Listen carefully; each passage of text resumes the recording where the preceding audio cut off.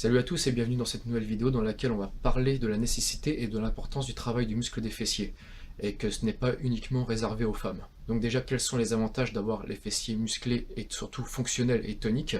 C'est que ça va permettre de pouvoir améliorer vos performances dans différentes disciplines qui nécessitent soit des sauts, soit des sprints.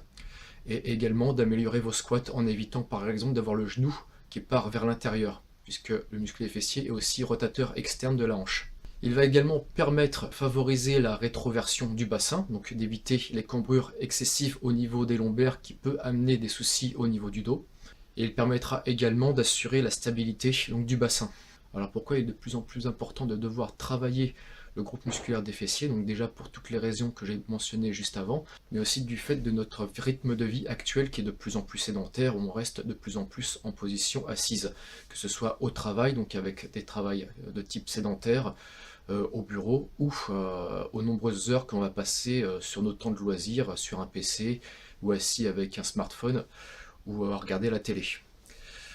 Cette position assise va en quelque sorte anesthésier les fessiers, puisqu'ils sont en position d'étirement, et au contraire tonifier le psoas, qui lui va accentuer la lordose lombaire et peut justement entraîner des douleurs au niveau du dos.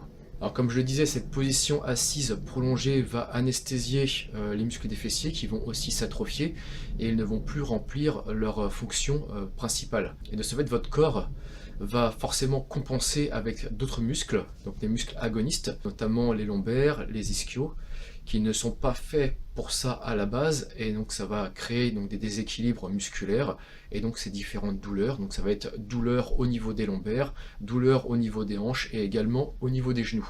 Sans compter, comme je le disais, en parallèle, le muscle psoas, lui, sera très contracté, et lui va favoriser l'hyperlordose, et donc les différentes douleurs. Moi, par exemple, c'est mon cas aussi, j'ai un psoas qui est très contracté, ce qui m'occasionne quelques problèmes au niveau des lombaires. Donc il faudra essayer d'étirer le psoas ainsi que le muscle des quadriceps et en parallèle renforcer vos fessiers pour éviter ce genre de problème. Donc tout ce qui est étirement du psoas, j'en avais parlé un petit peu dans ma vidéo qui était dédiée au principe de base pour soulager un petit peu les douleurs au niveau du bas du dos. Donc passons maintenant à la troisième partie, donc c'est savoir comment les travailler. Ce n'est pas vraiment les exercices qui manquent, hein. On a les squats, on a les fentes, on a les montées sur banc, et j'en passe, le soulevé de terre également. Mais le problème, c'est que si vos fessiers sont anesthésiés de par votre rythme de vie, ou si vous ne les travaillez pas, ou que vous avez un muscle psoas qui est très tonique, et donc du coup, les fessiers qui seront relâchés, bah, le problème, c'est que vous n'allez pas forcément réussir à les solliciter sur ce type de mouvement, sur les mouvements polyarticulaires.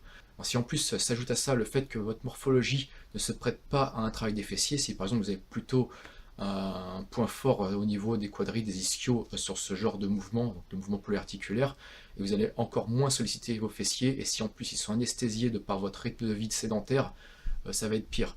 Donc là ce problème peut être facilement résolu, il faudra essayer de les travailler de façon isolée.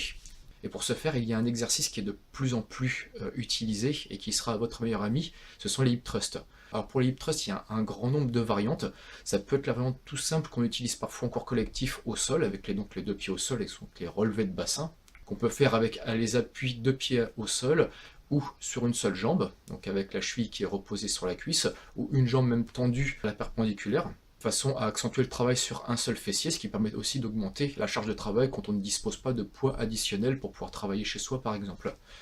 On peut bien sûr placer des poids aussi au niveau du bas-ventre.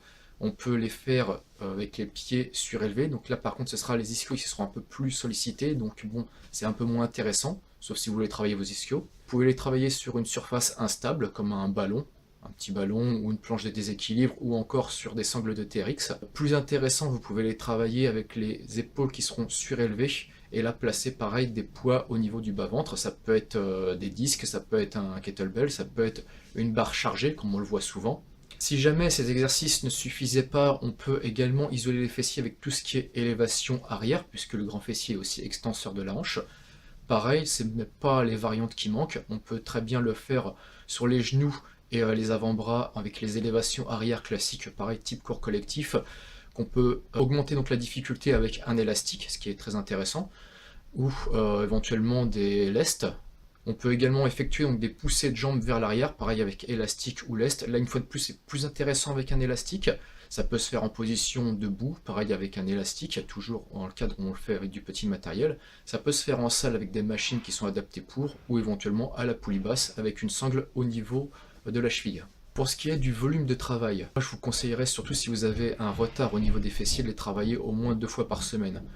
Si vous faites les membres inférieurs qu'une seule fois dans la semaine, vous pouvez bien sûr introduire 2 exercices de fessiers, 1 ou 2 selon vos besoins, je pencherai plus pour 2, et les travailler donc en séance de rappel avec pourquoi pas dans une séance de dos, ça peut bien s'y prêter, un chaîne postérieure, où là vous pouvez pareil faire 2 exercices pour les fessiers. Pour le dosage sur vos exercices, vous pouvez faire 3 séries, 3-4 séries, 12, 15 jusqu'à 20 répétitions, puisqu'il s'agira ici d'exercices d'isolation.